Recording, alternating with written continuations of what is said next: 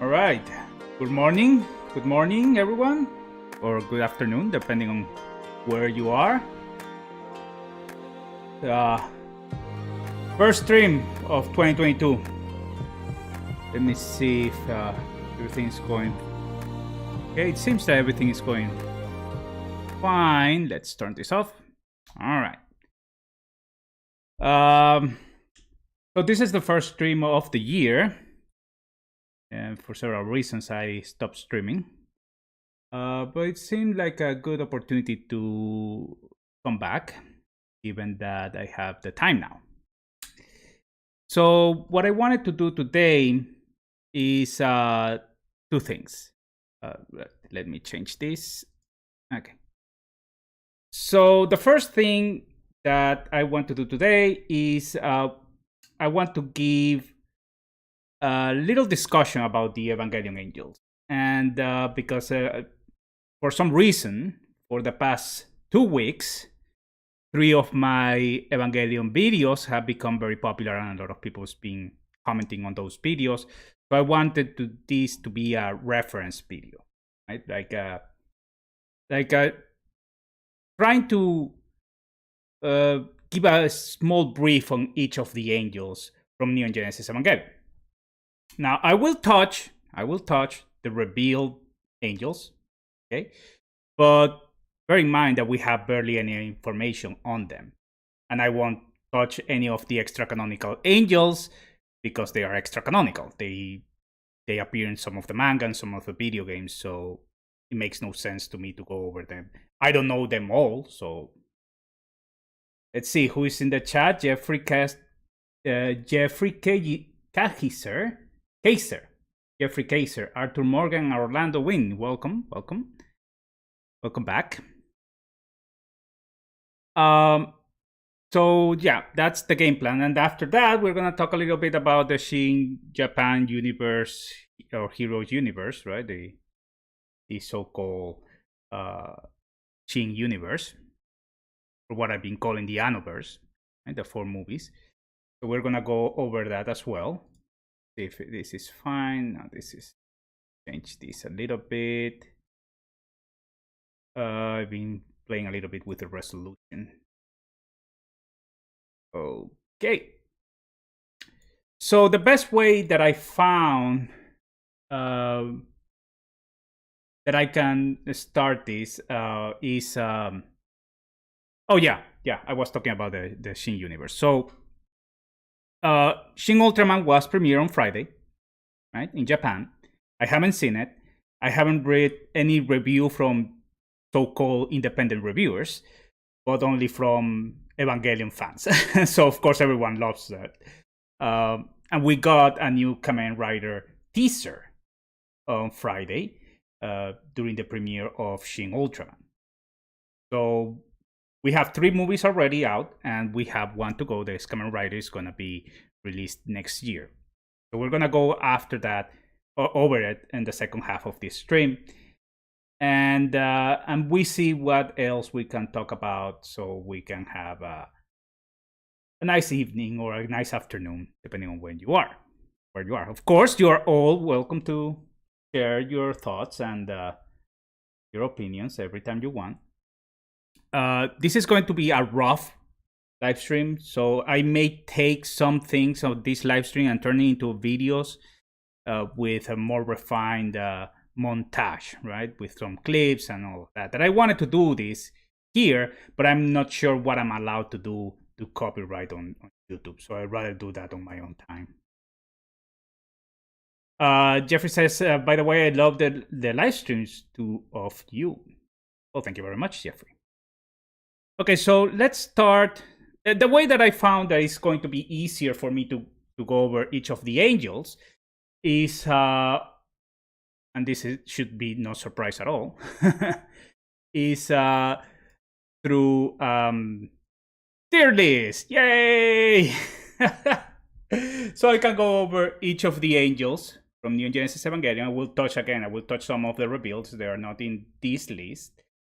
But I can go over them chronologically and talk a little bit about them brief, and I decided to do the tier list on the level of powers in which I consider them to be a level of threat, right? Given their performance on their attacks. Okay. So before starting, we have from Adam to Kaworu. So it's Kaworu here. And of course, we have Lilims. So there are the 18 angels, I believe.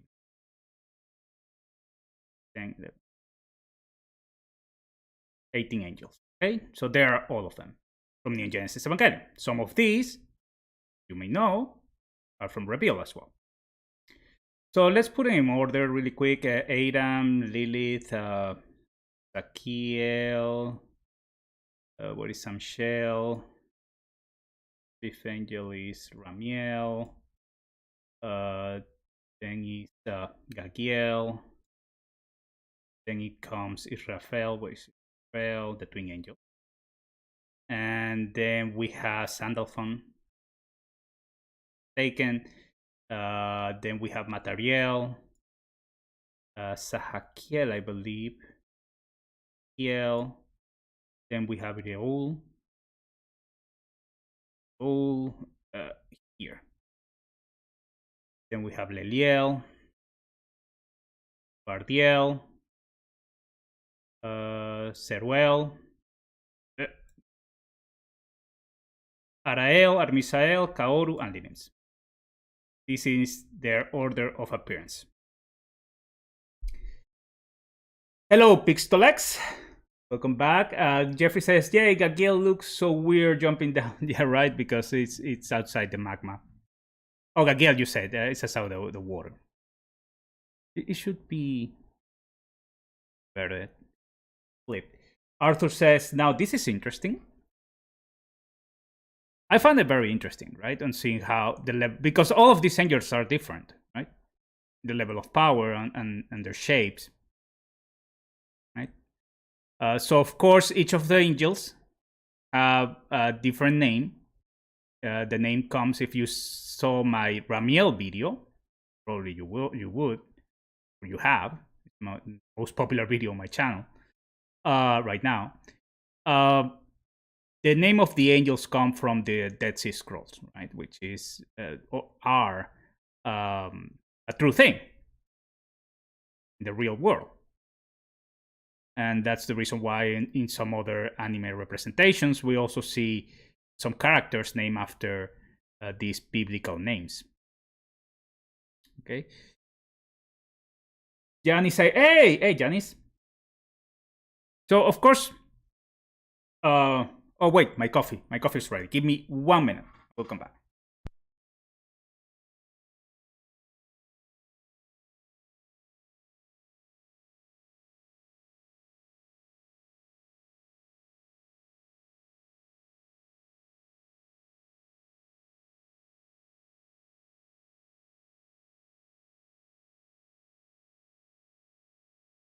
All right, I'm back. Yeah, I had my coffee was getting cold over there. All right, so let's start with Adam, right? So Adam, of course, is the first angel. Is an S tier angel. He was awakened by the Katsuragi expedition in Neon Genesis Evangelion.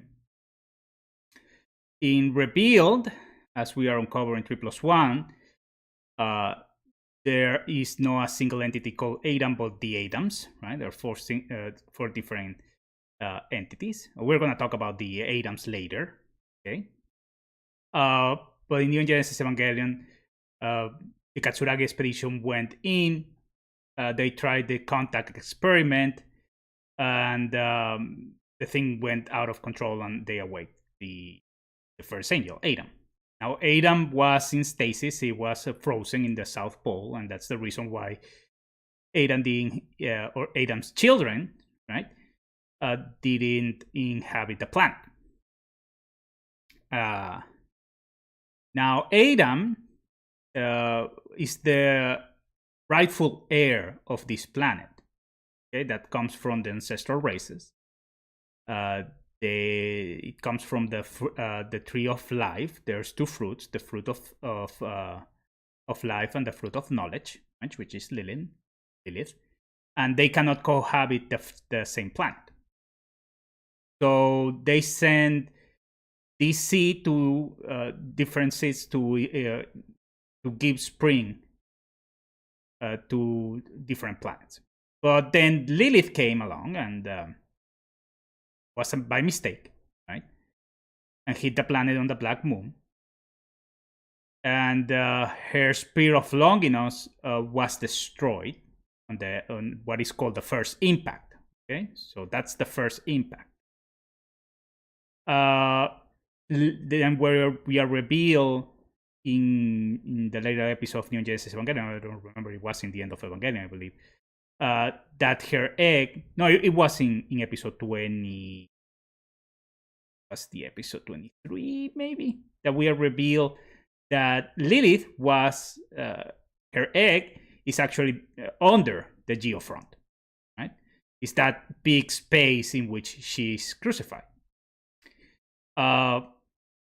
That's why when we see in the end of Evangelion how the black egg goes from underneath the earth to space, it comes from Tokyo 3, from the geofront. That's where the black egg or the black moon crash. But we're talking about Adam and Russian. Well, let's put Lilith ahead as well, because these are the two main life givers, let's say. Okay, so yeah, Adam should be the rightful heir of planet Earth, and Lilith was here, hit the Earth by mistake, causing the first impact, which caused the end of the dinosaurs and all that. That's the general knowledge, right? And we're gonna go over some of the classified information, right, which is the most important piece of Evangelion lore that we have so far. In a bit. Okay. So of course, Lilith and Adam is the forbidden union. They cannot go together because happens what happened in the end of Evangelion. Right?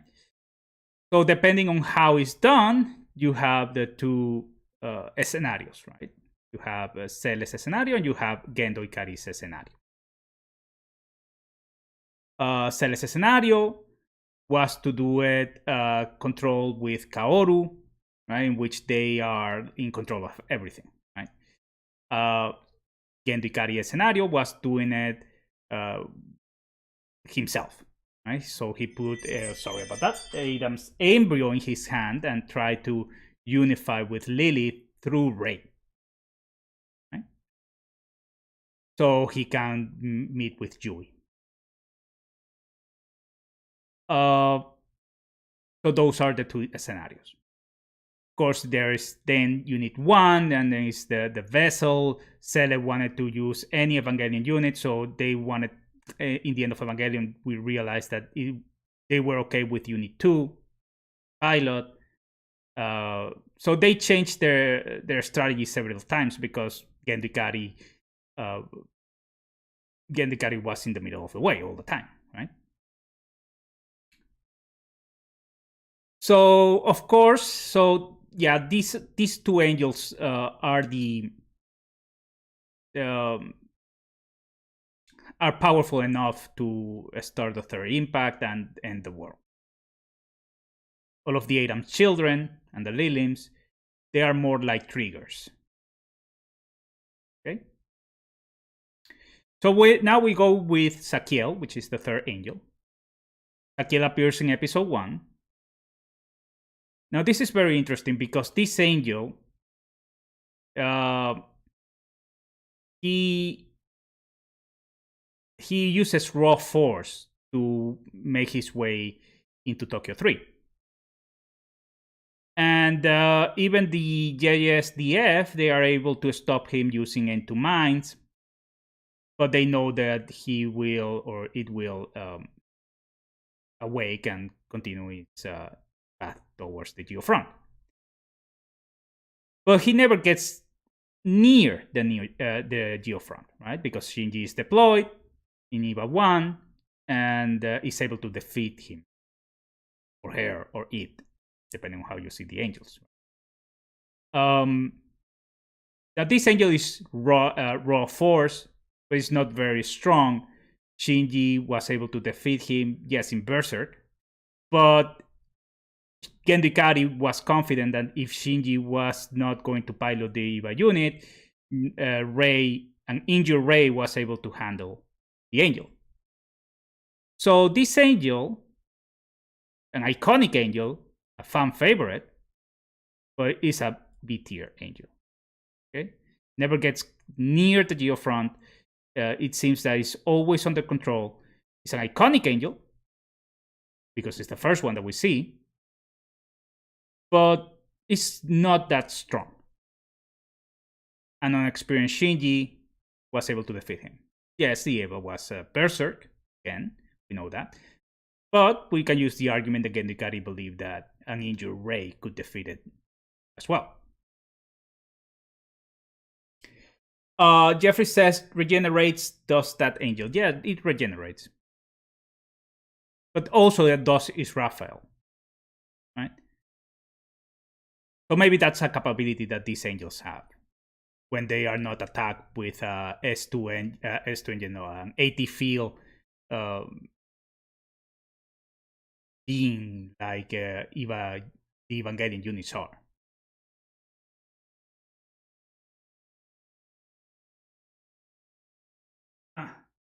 My phone here. So the angels have regenerative capabilities. Even eat well.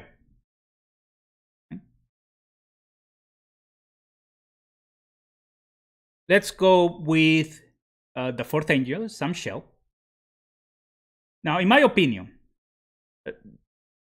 well, Sachiel can fly or float, right? It floats because when fighting with Shinji, Shinji holds its tentacles and just push it, and the angel floats backwards, right?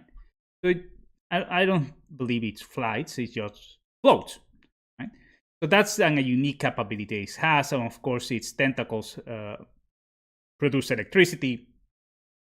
And Sachiel is a very important angel. I always say this for Evangelion lore and the story, right? Because through Sachiel, Sachiel was destroyed, right? There was no remains of Sachiel in Neon Genesis Evangelion. But Sachiel is recovered, right? And Shinji stabs it in the core, and the core is the source of the S2 engine that allows the Evangelion units to move freely, like we're gonna see on the end of Evangelion how the mass-produced Eva are able to move without an umbilical cord, right? Other than that, Sachiel is not really a threat. And this time around, Shinji is able to defeat it without going berserk. So it's even, you can argue that it's even weaker than Sachiel is.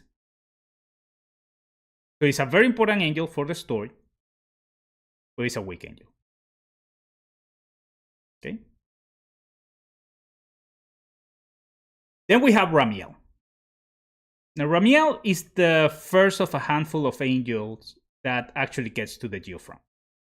And that makes it a real threat. It's an ST. Not only that, it's the first angel that you cannot fight on hand-to-hand combat because it has the capabilities to sense threat, incoming threat, right? So that's the reason why Misato has to envision Yashima with Shinji shooting from very far away. And revealed, it's beautifully done. It's one of those scenes that are replicated that are even better than in Neon Genesis Evangelion. So Ramiel is a fan favorite. I did a whole video about Ramiel, so I'm not gonna go very deep into it. But Ramiel also can fly. I don't think it floats. I think the difference is that Ramiel can fly, and it gets to the geofront, right? So only that makes it a really, really powerful angel. The first one after Adam and Lilith. Ramiel is an S tier. Fan favorite, correct. Fan favorite indeed. So let's go over Gagiel. Now, Gagiel is the first angel that appears after Asuka is introduced and is defeated by Asuka and Shinji Unit 2 in the water. Gagiel attacks the convoy, in which it's particularly interesting because none of these three angels were attacking Adam's embryo. Right? We are revealed that Adam's embryo was traveling through water, and that's the reason why Gagiel attacked. Now, I've been arguing for a long time that makes no sense because we are being told that the angels are looking for Lilith, right? Now, if you take the extended lore from the classified information, right, you can find that angels. Let me see where I found it. Actually, let me see where I read it. Feel S2 engine.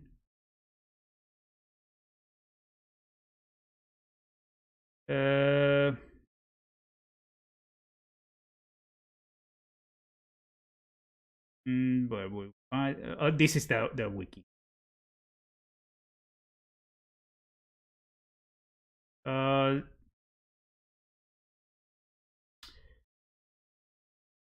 Now, according to this, I read it this morning. Where is it? I lost it. Let's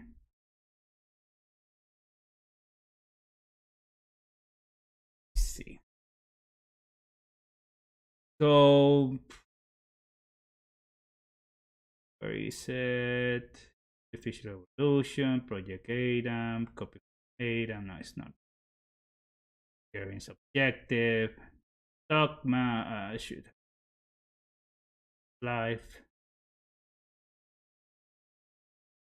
So this is Angel. Angel are indeed life forms that were born from Adam. Humanity, on the other hand, originated from Lilith. Compared to organisms born from Lilith, the angels are predisposed towards enormous size and individualistic existences.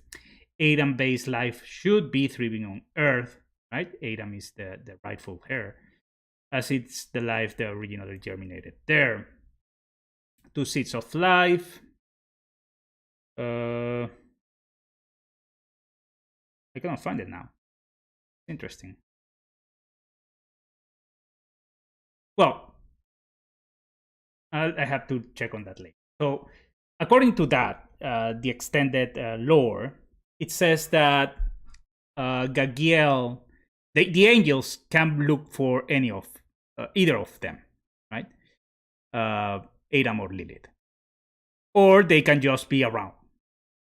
So those are the 3 purposes of the angel: looking for Adam, looking for Lilith, or just walking around with no purpose. So that justifies Gagiel's attack to the convoy while Eva Unit 2 was traveling from Germany to Japan.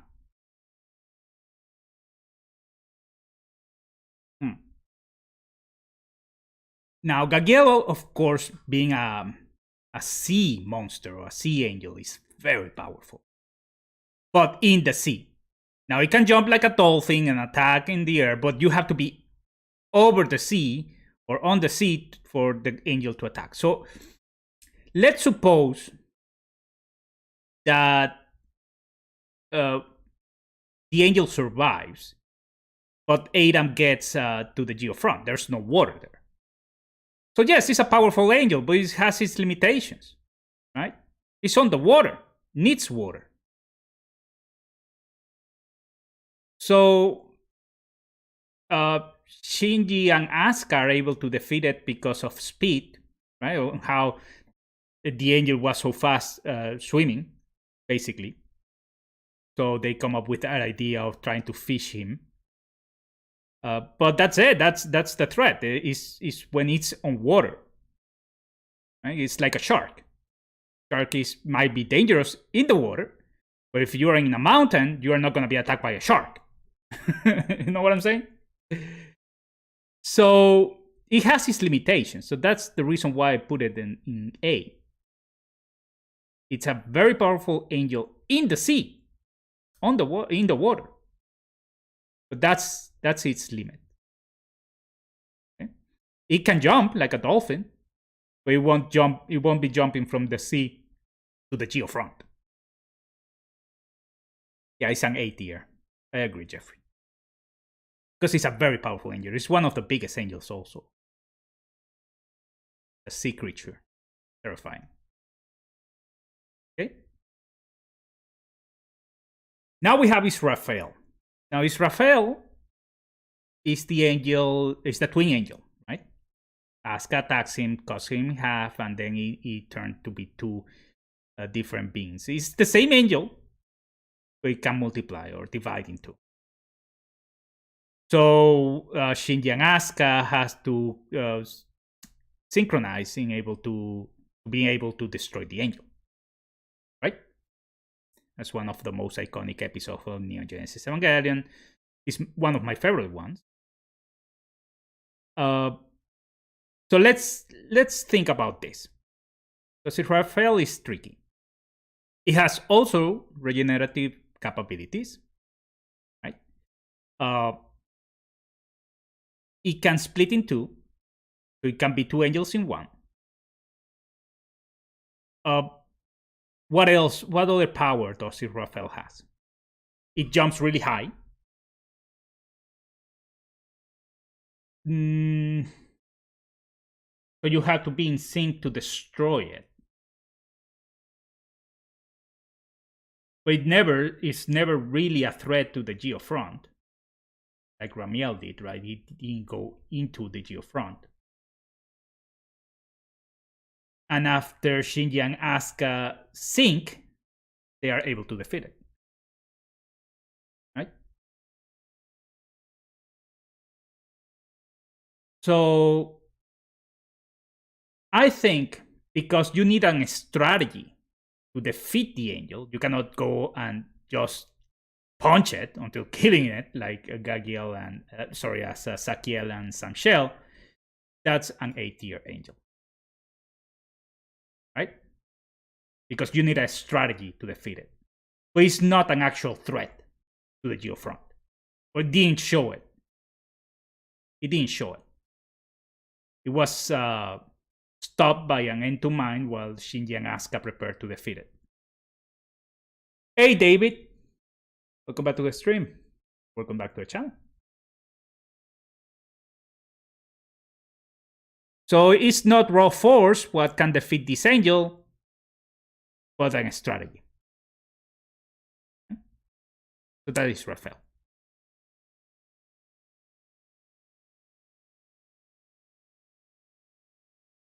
That takes us to Sandalphon, Magma Diver. So you can imagine if Kagel had its limitations, well, Sandalphon, also has its own limitations. Now it's kind of unfair with Sandalphon because Sandalphon is the first angel that we are being witness on how is going to be captured on an embryonic state. So we don't see it in its final form, right? Because it's inside a volcano, it's in magma. Maybe that's how angels work, and they grow up in these control states like the volcano, and then they go out and attack, right? That's a possibility. But we don't see it. All we see is Asuka going into the volcano, trying to trap the Sandalphon in its embryonic state. And then the angel wakes up and grows up really fast, and it's an actual threat. in the magma, and he's actually almost actually killed Asuka. It was Shinji that saved Asuka in the brink of time. However, Asuka is able to destroy it using cold air, right? That she was studying with Shinji and Rei. Well, with Shinji. Or Shinji was studying and she was just explaining to him how it works. So Sandalphon is B tier, in my opinion. But it's kind of unfair because we never. I have that feeling that we never see its full form. We only see it in its infant form in the volcano.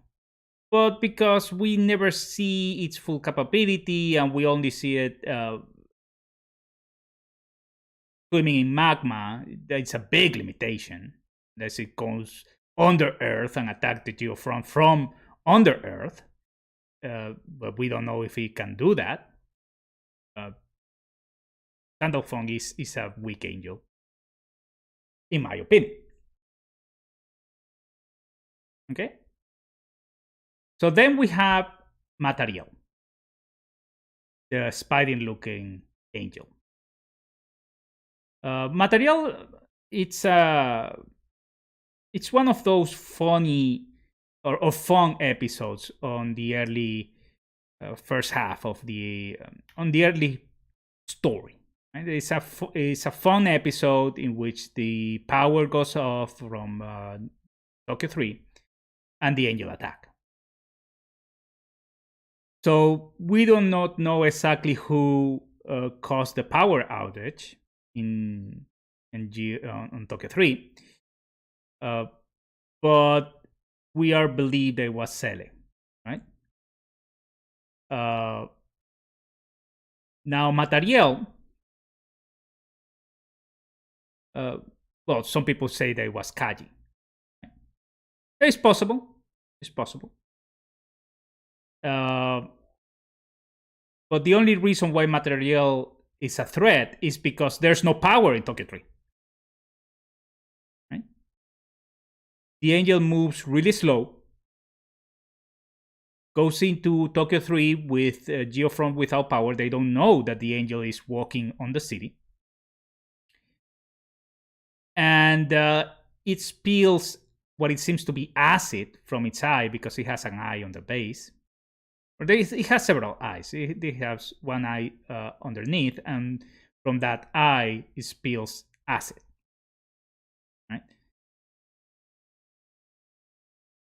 The angel is easily defeated, and the only reason why it becomes a threat is because of how the scenario was put in place. Right? In which the angel comes and walks over the city without any opposition.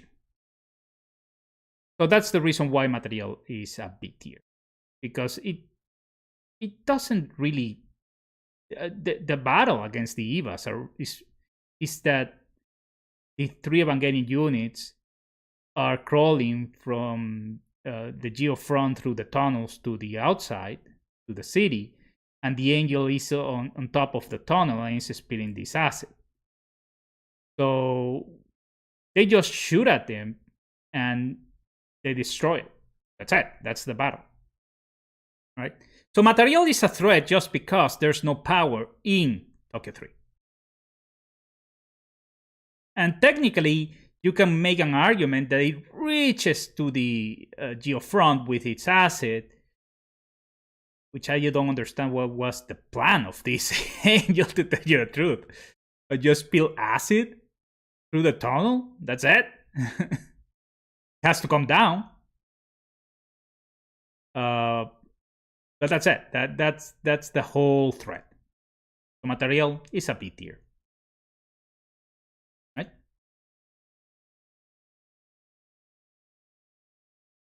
Then we have Sachiel.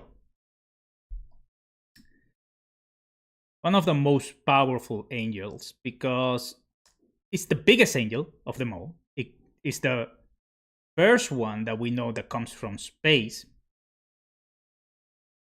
and only by hitting the Earth is able to cause the third impact. That's all it need to do, right? So they have to come up with this plan because they don't know exactly where it's going to land, and this happened in both Reveal and Neon Genesis Evangelion. And of course, the fight, it seems it's more epic and cool in Reveal. You have this sphere spinning around, and then the actual angel, it looks like a pilot in this vessel, comes out and fights or stabs Unit 1's hand. That's great. It was wonderfully recreated from Neon Genesis Evangelion, which Neon Genesis Evangelion, the 3 units have to stop it, as they did in Reveal, but all they do is destroy the AT field and stab it in the eye, right? So Sachiel is a very powerful angel in both editions. In Reveal, is more iconic, of course. The battle it's very memorable, and that battle takes place in the second movie. So yeah, definitely Sachiel, just because all it needs to do is hit the Earth to cause the second impact, the third impact. That makes it really powerful, really powerful. Sachiel is an S tier. Now we go to Iruel. Now Iruel is the angel that infects the Evangelion units and the Magi system. Right?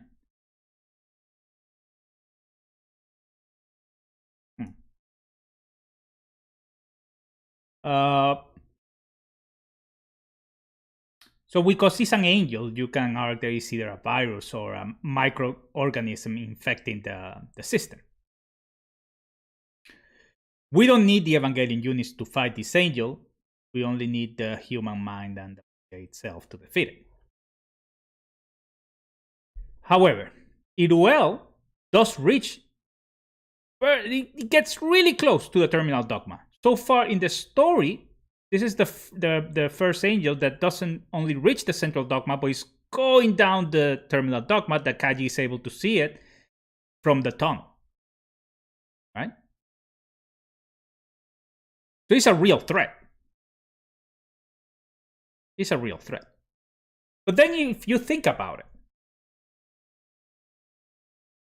how Iruel would have reached Lilith? Right? Because all we see from Iruel is like this virus that is spreading. So how does it reach Lilith? Lilith is in the terminal dogma, so we know that it can reach the terminal dogma through the computers and the cables and everything that is technological. But Lilith is stabbed in a cross. So how Iruel goes from a cable, let's say that is in the wall, to what it seems to be a wooden cross or a metal cross, and get to Lilith. Right? Now it's most feasible they could get to Adam. At this point, I believe is already on Gendo Ikari's hand, infecting humans, right? Because humans are in contact with the computers, the system. But Lilith is just stabbed in a cross in the terminal dogma. So how Iruel would reach it? Right? So it has a limitation. That's the reason why Iruel is an A.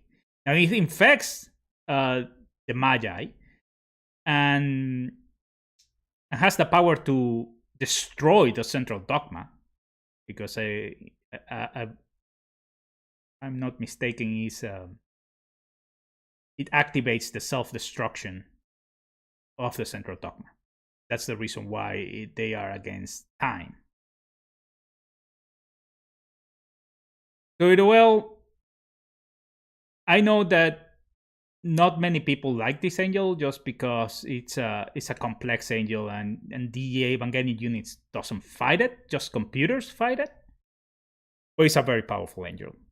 And the first one that actually we can see that is a threat that it can reach the terminal dogma.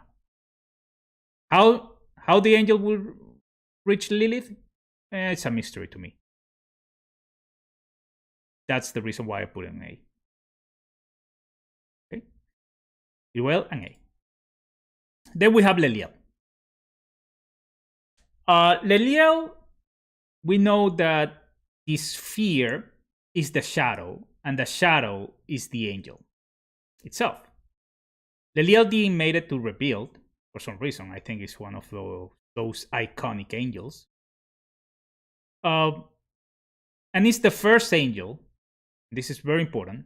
This is its importance. That tries to communicate with a human. Okay? It communicates with Shinji. It swallows Shinji and tries to communicate with it. We know that there are other angels that try to communicate with humans, but Leliel is the first one.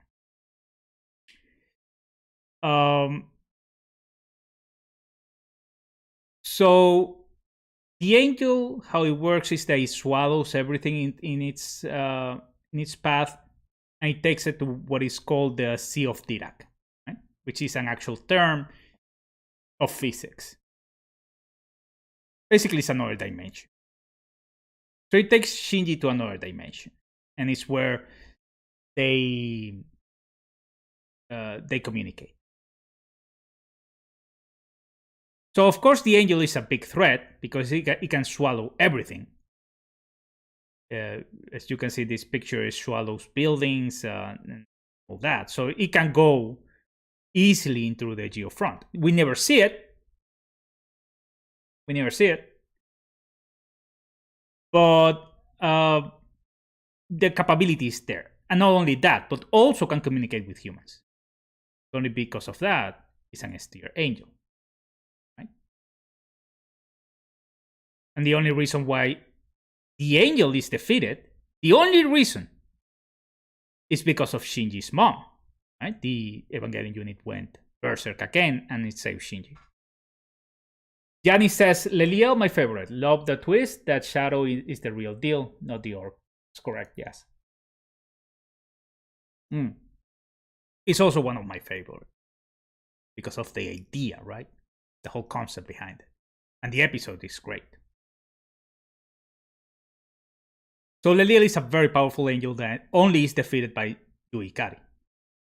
Unit 1 Berserk, trying to protect Shinji. Give me a second.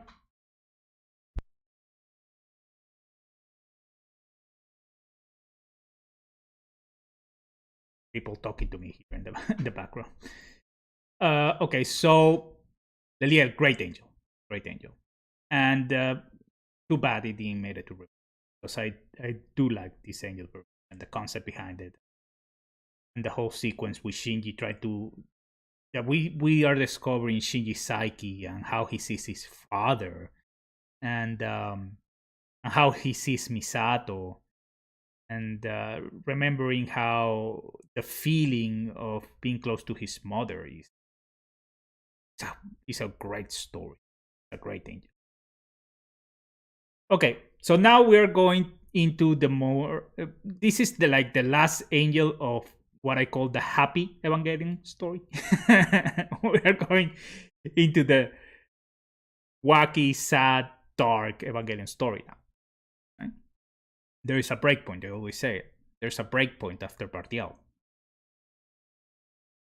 So Shinji is saved from Leliel. And then a new kid is selected to be a pilot, and that kid will reveal that Genesis Evangelion is Toji, right? In Rebuild is Asuka.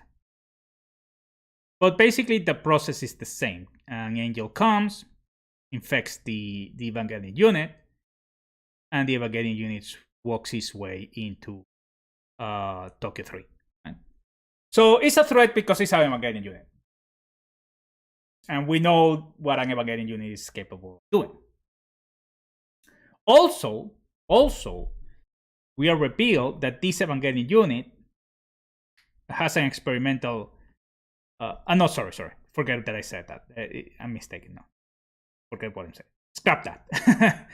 I was going to say that this Evangelion unit has an S2 engine. No, it's EVA 4. They had an experimental S2 engine, and that's the reason why it exploded in the United States. No, this Evangelion unit didn't have an S2 engine, but it was made in the United States, right? Now, the Evangelion unit is not the angel, but is possessed by an angel. Okay? So, the angel, the only limitation that an Evangelion unit has is its power, right? And that's where I was coming from talking about the S2 engine. Because EVA Unit 3 doesn't have an S2 angel, it relies on external source of power. Okay? Now, that's the reason why in Neon Genesis Evangelion we see how they destroy the umbilical cord. That's the first target, and because they were hoping that the Evangelion unit will stop. But then the Evangelion unit started to use the angel's S2 engine, right? But it's only because of the angel. It has nothing to do with the Evangelion unit. And that's the reason why Gendo Ikari decides to destroy the angel. It's not that Gendo wanted to destroy the EVA. He sees it as a last resort. He tried to stop it. But the narrative makes us believe that he only wants to destroy the Evangelion unit. But he actually tried to stop it by peaceful means first and recover the Evangelion unit. He was hopeful on that. Right? Then, of course, we know how it goes. He activates the dummy plug because Shinji doesn't want to fight it. And EVA Unit 3 gets destroyed by the dummy plug system, the Ray dummy plug system of Evangelion Unit 1. It's not the same of going Berserk. Different. So, the thing is that this angel has the same limitations that Evangelion unit has, right? And that is what Shinji took. Well, Shinji not the dummy plug system calculated and in a way to destroy. And that said, if you rip it apart, the angel is not threat, right? So it's a raw force Evangelion unit or a raw force angel, right? Has the capability of infect other Evangelion units. It's trying to infect Unit 0. And that's why Gendo decided to cut Unit 0 arm off. That's pretty much it. Everything else is limitations is from the Evangelion unit itself. So that's the reason why I put it on A. Iconic because it's the first Evangelion unit that we actually see other Evangelion units fighting against.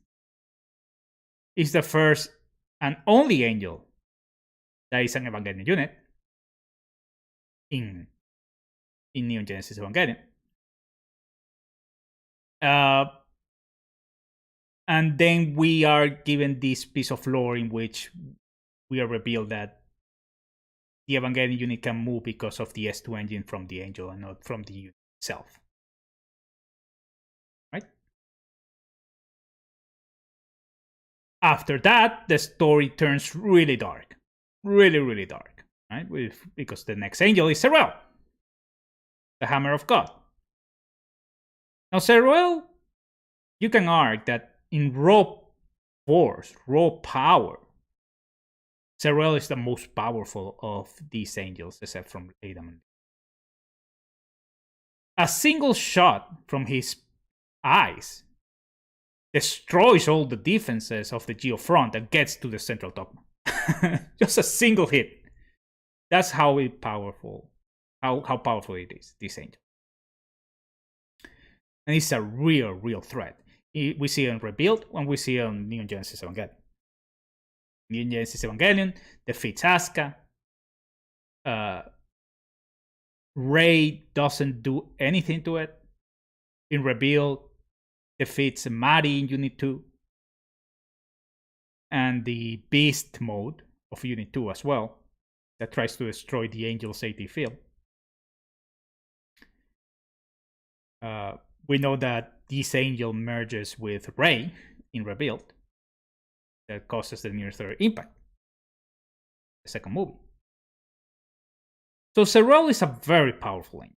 And that's the reason why I'm here, because he's a real threat.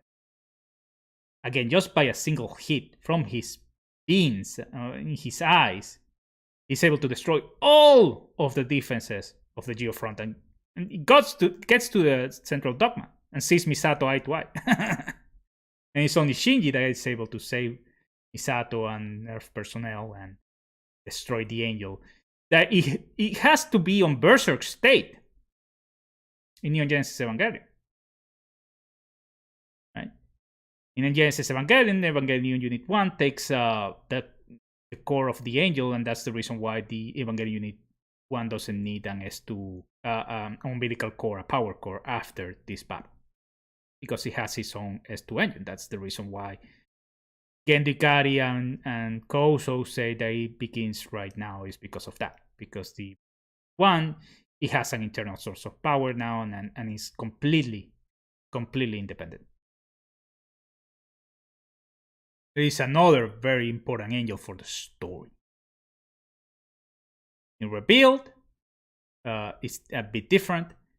Unit 1 opens the core of the Angel, trying to look for or find a Rei, right? And it takes Rei from it, and the whole Angel becomes Rei, right? Or the core of the Angel becomes Rei, and that's where the movie ends. And well, we know what happens later on. So Sachiel, a very symbolic angel, important angel to the story, and a very powerful angel. If not the most powerful of it. Maybe Sachiel is the only one that may be as powerful or more powerful than, in my opinion. Okay? Then we have Arael. Now, I don't know what the plan of Arael was, to tell you the truth. This is the second angel that tries to communicate with a human. It communicates with Asuka. We get Asuka's backstory.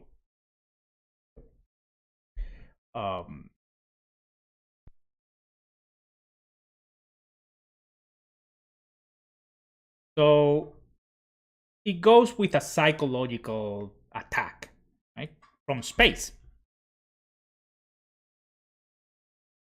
Asuka cannot reach it. It tries to shoot from the ground, but the shots cannot get to it. Shinji does not participate in battle because they don't want to risk Unit 1. And then Rei saves Asuka, throwing the Spear of Longinus, Angel, destroy it, right? But what was the plan of the Angel? Attacking everyone with a psychological attack? We don't know the actual threat of the Angel. What was the threat other than the psychological attack? This being floating in space. It looks like a thunder. So it can strike like a thunder, I guess, but that's only speculation. So it's not a real threat. It cannot. We are never shown that it has the capability to get into the central dogma or the terminal dogma. Right? So that's the reason it's a big deal. Now, it's fair to say that the only reason why this angel was defeated is because they throw the Spear of Longinus. That's it. That's all. Okay. The difference with this angel with our missile that also tries to communicate, this time with Rei, is that our missile is in Earth and attacks the Evangelion units by stabbing them. right? And then infecting them. So of course, this is all a metaphor of sexual aggression and all that that Hidekiano likes to all these side stories that he likes to tell about how mothers and women he likes to expand on, that we see over and over all the way until the end of Evangelion, especially on the end of Evangelion. But our missile, as an angel, is very, very, very powerful. It's able to destroy an Evangelion unit, which is EVA 0. Now, it is true, because it can be, you can say that it was Rei that actually initiates self-destruction, and that's the reason why EVA 0 was destroyed. It wasn't the angel itself, it was the actually Evangelion 0, the self-destruction mechanism. But it was over for Rei. The time that she initiated self-destruction, she was defeated already by the angel.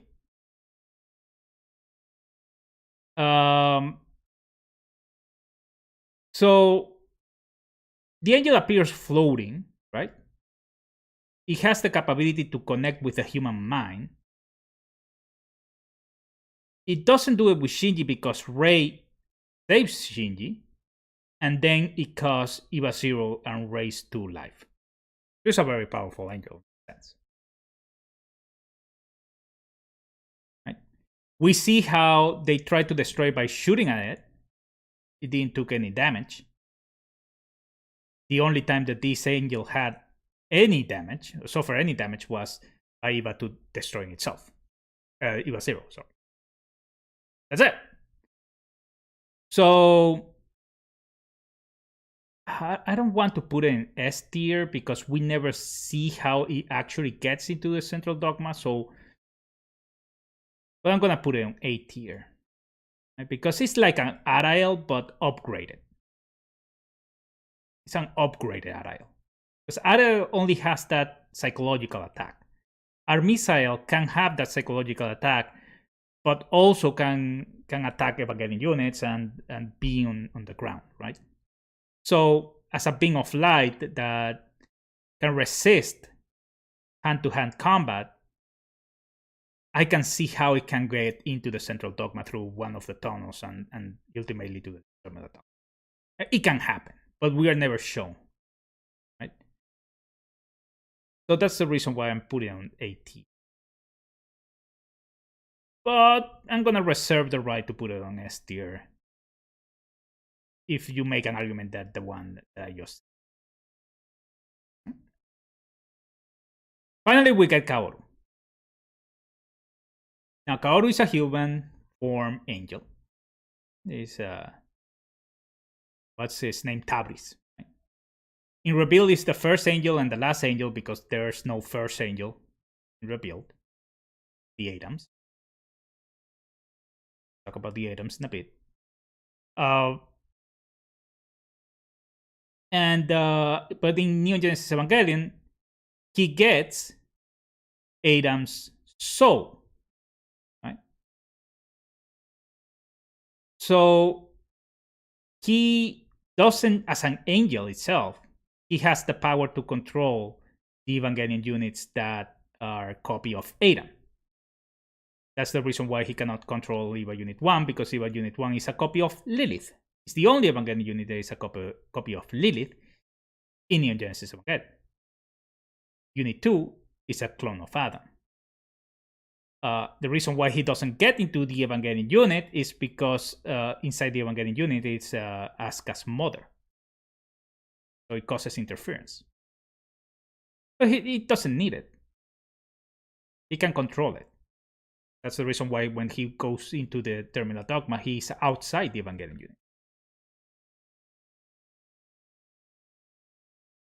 So this is the fourth angel that tries to communicate with other humans, and this time is Shinji again. He does an excellent job on that. And even though in Reveal he speaks in codes most of the time. But he's a very powerful angel, of course. He uses the human brain. He tries to understand humans. The only weakness of Kaworu is his own human body. He's destroyed just by being squeezed by Unit 1's hand. So that's the limitations of any human body.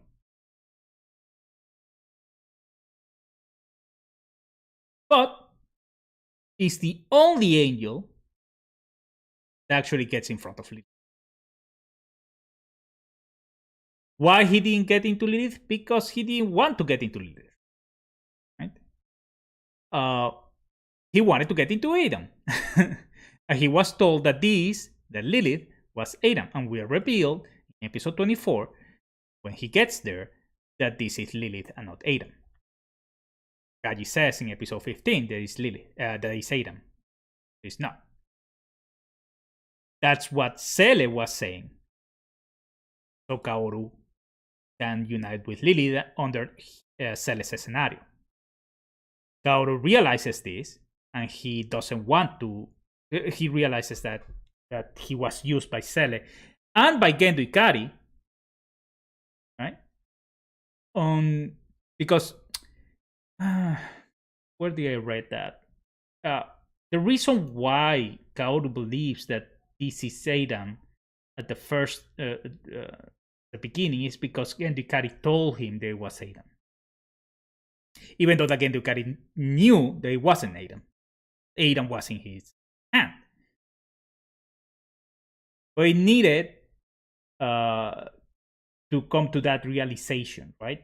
So Gendo Ikari could destroy all of the angels, so his plan could be put in motion.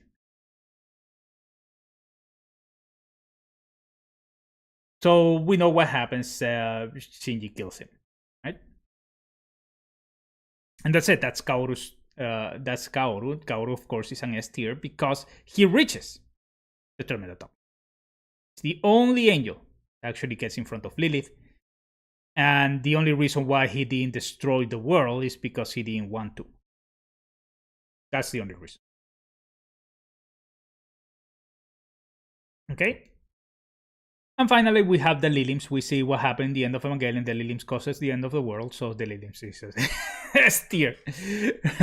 But Kaworu didn't do.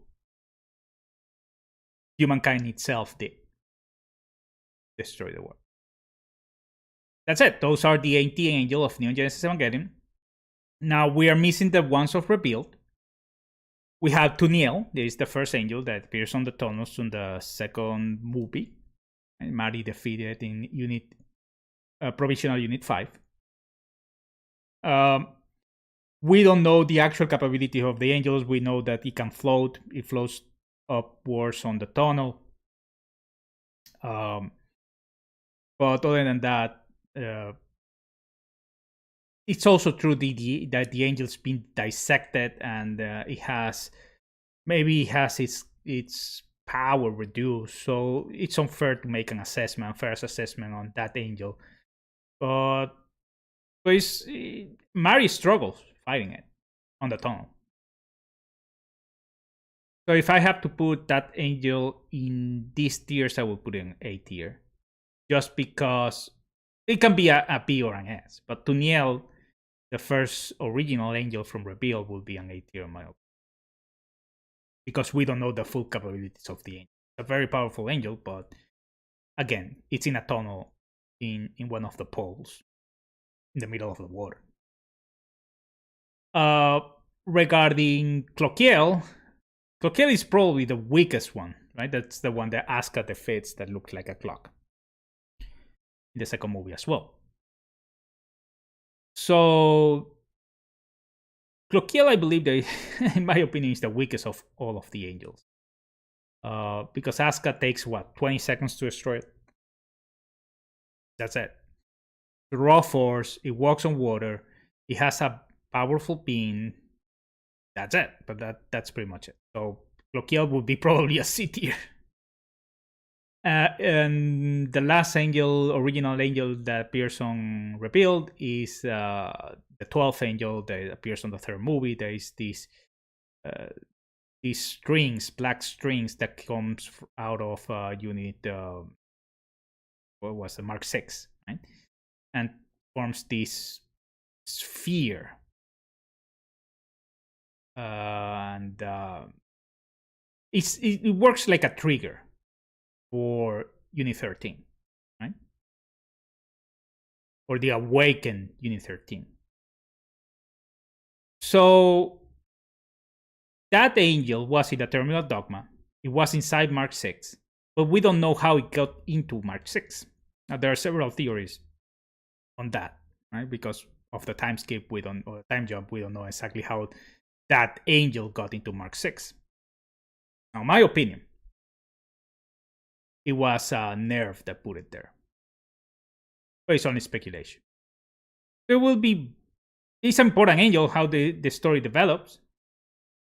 But I don't know the powers of that angel. Only the turning into core. And be used as a trigger. That's it. And that's it. Those are the angels. We're missing one from Reveal that we are never be uncovered. That's the 11th angel.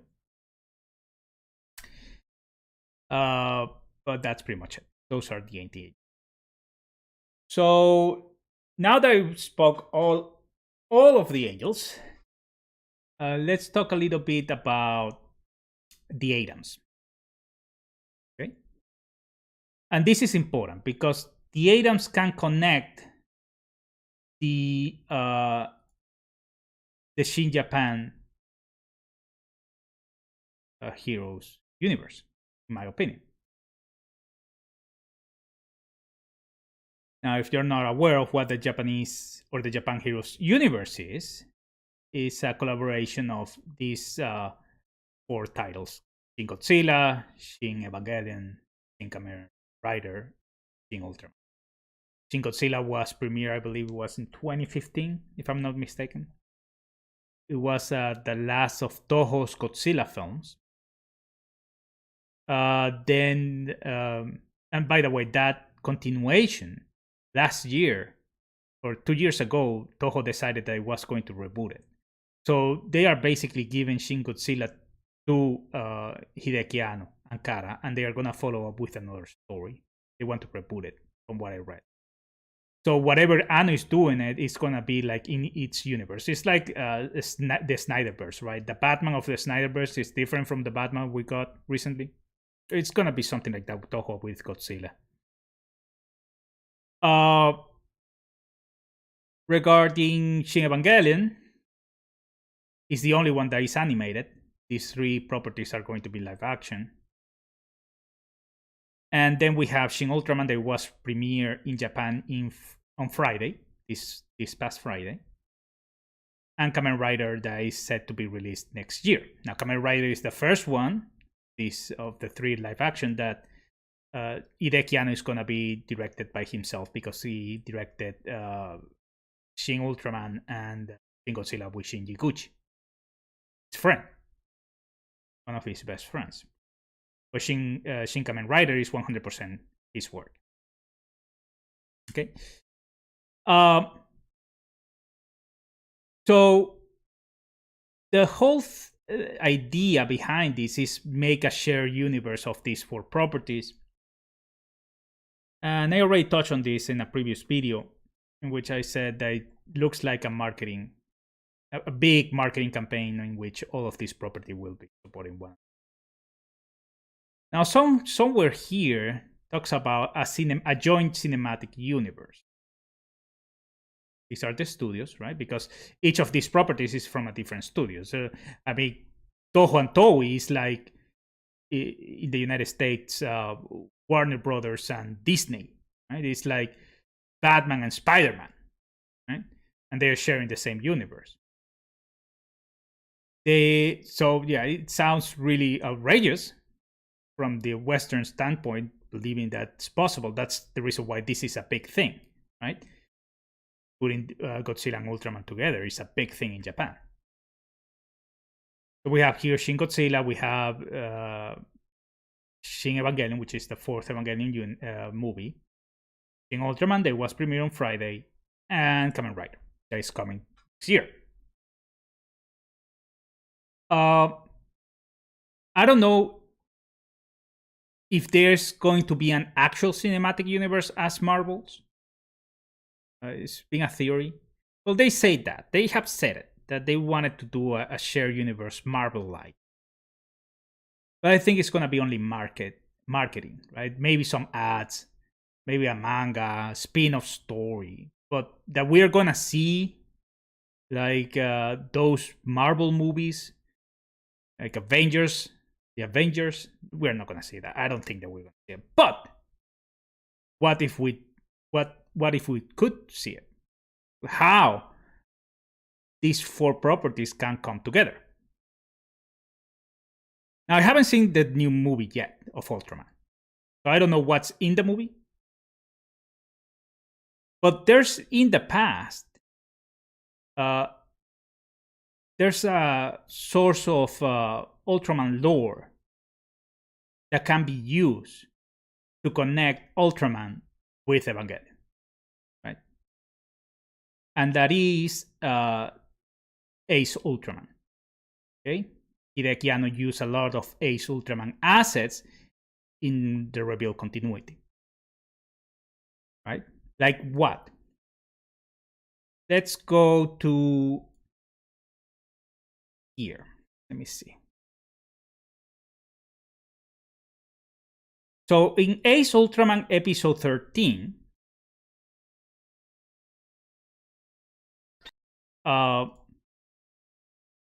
this is a little bit old, but it's translated, so let's I'm gonna play you some clips here. Let's see.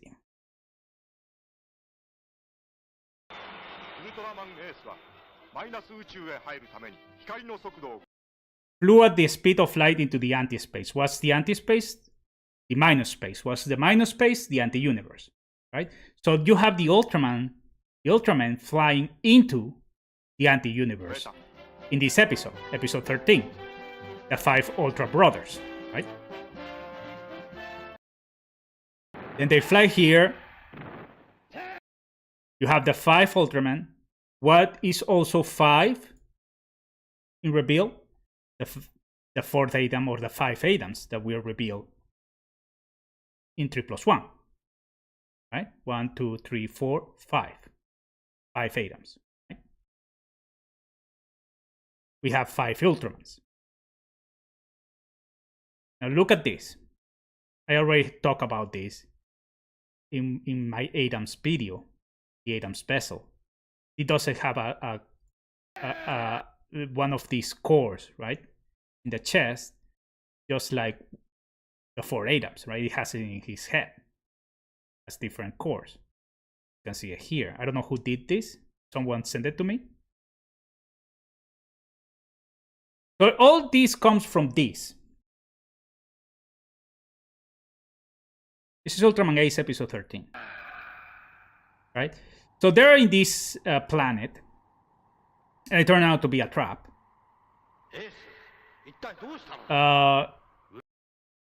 Let's see. Where is it? It has these crosses, right? This is one of the most iconic films from Japanese, or pieces of from Japanese films. Well, this is a more like a series. See, it has it in his head. Like this. Right?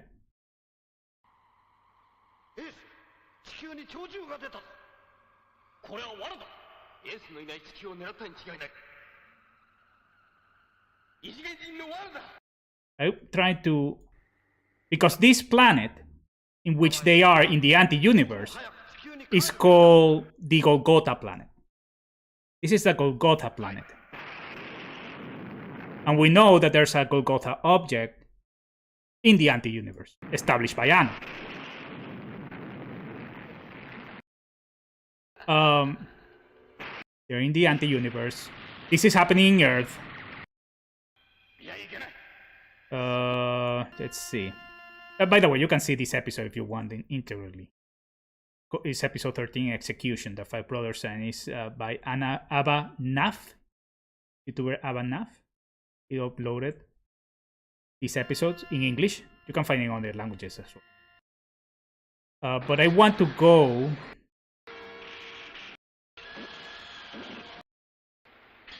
and let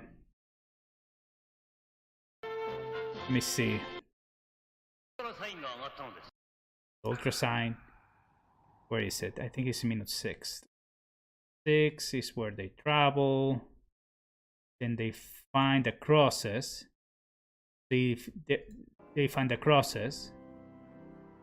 And see these signs? That's also in Rebuild. That's also in Rebuild. This is in the preview. Right? These signs. This has like a little M and then a curve like this, which is this one. This one. So Anno probably was establishing the Ultraman universe in Rebuild. That's my point. And maybe the 4 Adams or the 5 Adams were the Ultraman. And then you have a connection between Ultraman lore and Rebuild. So that's a speculation how you can connect both properties. And you can connect all this universe through the anti-universe. We see here again these signatures. And the crosses.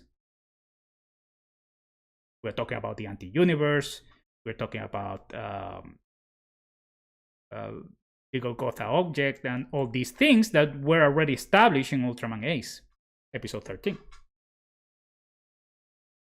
So that's my theory on how you can connect all these properties.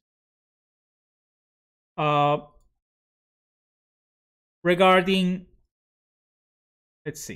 Shin Kamen Rider, I don't want to talk about more about Ultraman because I haven't seen Ultraman. I don't know how many Ultraman movies there's going to be. So I don't want to talk about Ultraman anymore. Now, Shin Kamen Rider is the only one that doesn't get really big, right? So I'm not an expert on Kamen Rider, but from what I understand, Kamen Rider has been portrayed differently for many years. Right? It's been portrayed many times with different capabilities, different powers. Now, what Anno is going to do with Kamen Rider, because usually it goes like this. It takes this vigilante that gets superpowers, and then it's all a moral. It takes a lot of moral decisions because the power that he either gets it from the main villain or he gets it from a source which the main antagonists want to take advantage from. So he's using that same power to defeat the other people that wants to use it as well. So that's like the basic concept on what Kamen Rider is, right? Anno, what it's going to do is that it's going to give him cyborg capabilities, right? But the idea is basically the same: is to fight using that power, fight other the enemy. And we got in Kamen Rider, we got a new teaser, and it looks really good. Let's take a look at it.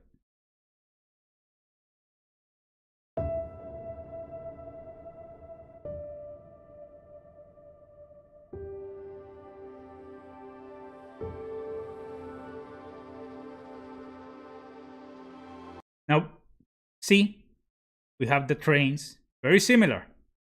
This is very similar to 3+1. Right?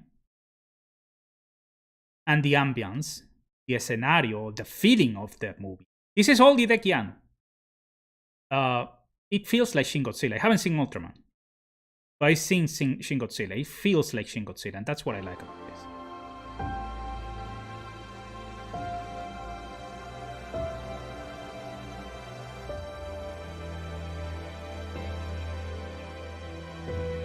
By the way, this actor, he was in The Last Samurai, that movie from Tom Cruise, as a kid. So it's been a while, but he was famous back then.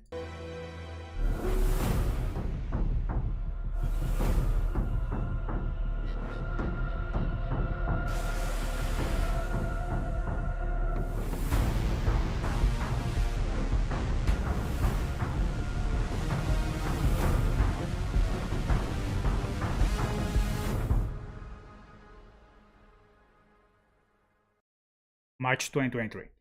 So it looks good.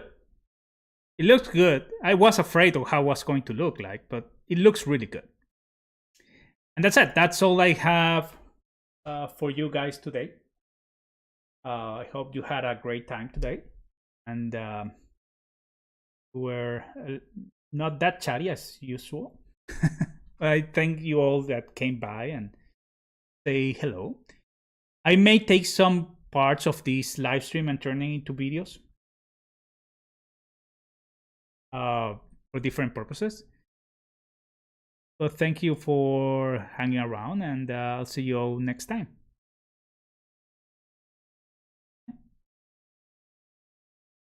Thank you, guys.